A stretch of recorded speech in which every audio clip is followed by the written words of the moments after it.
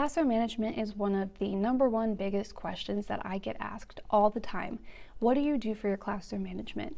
And often I am the only first grade teacher that gets noticed at lunch for our behavior, that gets noticed in the hallway for our behavior. So I do feel like I have a good classroom management strategy going, so I will share as much as I can with you. I teach first grade. These kids are around 6 to 7 years old, so keep that in mind. This might not be something that you would use for high schoolers, for example. When I was substitute teaching, I was teaching a lot of different grades, so I was able to give a lot of advice that was more broad, but now I feel like I can narrow in on my classroom management strategy. So let's start with routine, because routine is the most important, and that is like what your day-to-day looks like with the children. They often thrive off of routine for whatever reason, because I'm not someone who necessarily likes to do the same thing every day, but the kids thrive off of a routine and structure. And so what that looks like is when they come in the morning, what is it that they're doing? What time do we do math? What time do we do RLA? What time are we doing certain activities like our daily journal? And I think it's very important that they kind of know what to expect, because then when I'm not here and a substitute teacher is here, it goes very smoothly for them, because they can tell the substitute teacher, this is what we do. Or if the substitute teacher says something, they're like, oh yeah, we already know this is what we do every single day. So for example, what we do when we come in the morning is that we kind of just hang out. And I know some people get into work right away, but sometimes they're still waking up. Some of them are eating breakfast. And so we usually watch an educational video together. Then we go and have our restroom break. We come back and do our morning meeting. This is a PowerPoint that I got off of Teachers Pay Teachers, and it goes through, it does the calendar, the days of the week, if anyone lost a tooth, birthdays, seasons, weather, and even more. And I think it's really, really helpful and useful, and the kids absolutely love it. Now, before I even do this, I should mention that I pick a daily leader. So I have a thing of popsicle sticks with their name on it. I pick one out, and that is the leader for the day. And I love this so much better than assigning jobs. And I think it's a game changer, because when you assign jobs, it gets really messy, it gets very confusing. And if we have one person that does everything for the day, it is so much easier. In my opinion, you guys have to try it. Now, I do have 2 other designated jobs. The one job is that I have a designated caboose, so that's the person at the end of the line, and it's someone that is very trustworthy, and so that's why I have that person there. And then I also have a designated door holder, someone who holds the door open.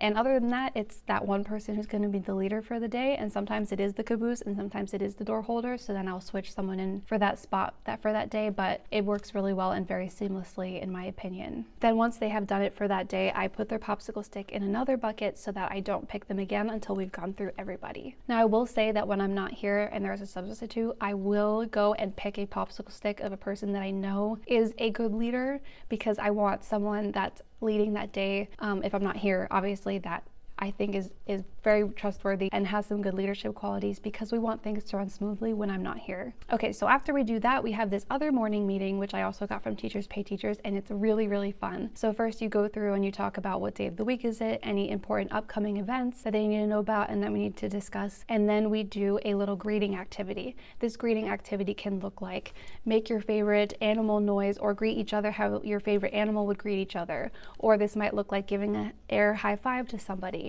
And then it will go into the next activity, which will be like, what are you doing this weekend? It'll be a discussion. And then they'll have to answer all the questions. Who are you doing this thing with? Where are you doing it? Why are you doing it? And then the other activity is usually a game. So it's like doggy, doggy, where's your bone? Or it might be a hot seat. So the teacher sits in the hot seat and they ask me any questions that they want to, or another student sits in the hot seat and they ask me any questions, and they ask each other any questions they want to.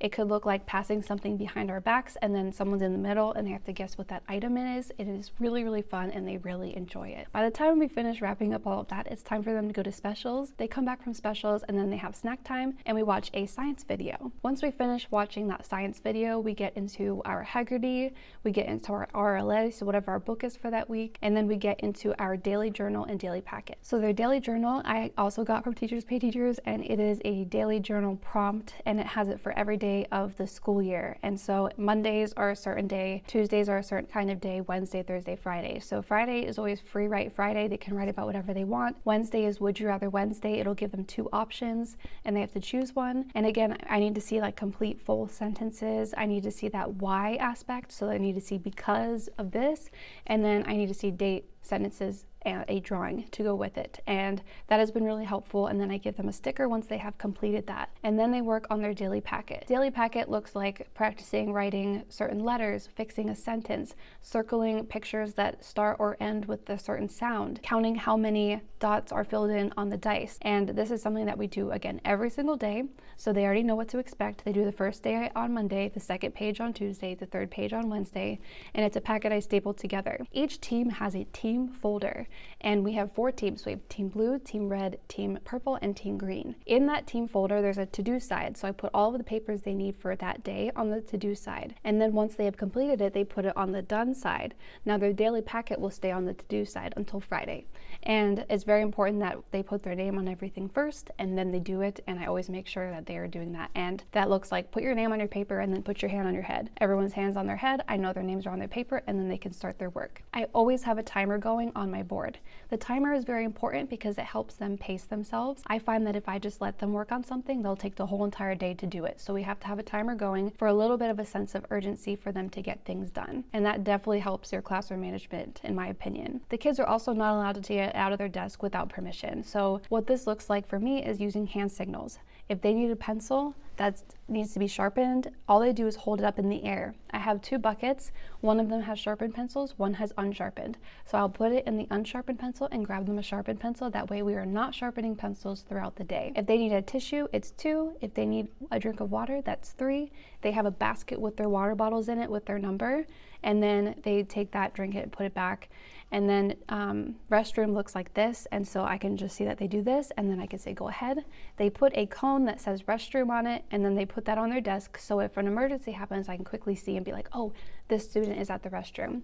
And then our school does it where they take a restroom pass tag with them, and then they stick it on with like a little Velcro sticky on the restroom door with the teacher's name, and then that's how they go. So 1 boy and 1 girl can go at a time. When we do small stations, we usually do it at 12-minute intervals, and then I have 5 groups going with around 4 students in each group. And then I'll have different stations set up with different things, and then I make sure I go over it beforehand with them. And anytime we're doing certain activities, I pull a popsicle stick. So I have another thing of popsicle sticks right here. And for example, if we are doing something that's on the carpet, and say it's Haggerty, I'll say I'm picking my Haggerty hero, and then I'll pick this person. I don't tell them who it is. I put it in my pocket, and then they get a hole punch, which helps with their desk pets or desk pet food. If they are doing what they're supposed to do, they will get that hole punch, and I'll tell them who it is. If they're not doing what they're supposed to do, I don't say who it is, and I put the popsicle stick back because I don't need the other students shaming them for not doing what they're supposed to do. And this works really well because they all think that their name is on that popsicle stick. And this goes for anything. I pick a hallway hero when we're walking in the hallway. They need to be walking quietly. There's a certain expectation for how we walk in the hallway. And I'm looking for that hallway hero, and I'll pick who it is. I'll put it in my pocket. And again, if they're doing the right thing, I will let them know who it is, give them a hole punch, praise them. If they are not doing the right thing, I'll say, oh, our hallway hero wasn't doing what they were supposed to. I'm not going to say who it is, and I put the popsicle stick back. So popsicle sticks are a must for behavior management in my classroom because, again, everyone thinks that their name's on that popsicle stick. Lunch is a really tough one because the kids can be a little bit wild at lunch, and so we have assigned seats. So I have assigned them all seats purposefully in certain areas because I know that there's a lot of issues that could happen at lunch because I'm not there, and they are not very strict in there, and they just need a lot of behavioral help. And I find that having assigned seats, having a student that often causes some trouble in between 2 students that are better leaders is very helpful. And if there is a day where they are not doing a good job, I'm getting not good feedback from the cafeteria people, then I make them go at a 0 the following day at lunch. So they need to be at a 0. I have 2 people who are designated to look and see who is talking and let me know that they were talking. And again, if it's like someone drops something and I pick it up for them and they say something, it's not like that. It's more like if they are talking loudly to each other, doing something they're not supposed to. And then if they end up being very good and I get a good report, the next day they can go back to their normal level 2, which is what they're allowed to be at in the cafeteria. And I know that seems really harsh and it should be a time where they can talk and have fun, But when it comes to like throwing food and rolling around on the ground, I just don't need that. And they're so focused on being quiet and being at a 0 on those certain days that their behavior is so much better. And I get complimented all the time about how our class is the best class in the cafeteria. So after we come back from lunch, we always do science or social studies. And then we get into math, and math really takes a while because we are doing a new math system and it's very, very complicated, complex, and takes a long time. If we have any extra time before recess, I have Play-Doh stations, and they know the expectations with their Play-Doh stations, and then they can play with those until recess. Then we go to recess, we come back, we clean up, we go home. And the last thing that we do for cleanup is that I look for the team that has the cleanest desk area before we leave at the end of the day, and then that whole team gets a whole bunch. And I think that's really important because that helps them really work on cleaning. I don't have to do any of the cleaning. They do it themselves, and they take ownership and responsibility, and they do a really great job at it. And then I just collect their folders because it has all of their completed work on the done side. I take that out, I'll grade it, whatever I need to do with it, and then for the next day I'll put the papers in the folder, and it works super well and seamlessly. Anytime we are doing something that they are not following the expectations that I expect, I definitely have them do it again. I think that's important. So if they all run to their desks, which I never have them do, I usually have them go by groups to their desk. But if I see someone running or doing something not supposed to, I'll make them go back and sit down on the carpet, and we'll practice it again until they do it right. And enforcing that this is what it looks like to do it right, they just start to get in that habit of always doing it right. And I think that's really important to note, that once you set that expectation and they have to follow it, or they're going to do it again until they do it right, then it becomes second nature and they don't even think about doing it the wrong way anymore. I also make sure that I'm really paying attention to all of the students as equally as I can. And I know some students have maybe a rough home life, and I really work on fostering and building those relationships with those students. So even though I'm very, very strict with them, very strict, and I just think it has really paid off with their behavior. They still love me, they still come up to me and hug me. So I think I have found that perfect balance of being strict, but they still respect me and love me and feel like they can talk to me about anything. And that's very, very important. If something does happen with a student, we talk it out. And I think that's so beautiful and such a special thing, that we can just sit down and have a conversation about it, even though they're really young and they're still dealing with, their social emotional learning skills. We could still have this conversation that is fostering our relationship together and helping the classroom run more smoothly.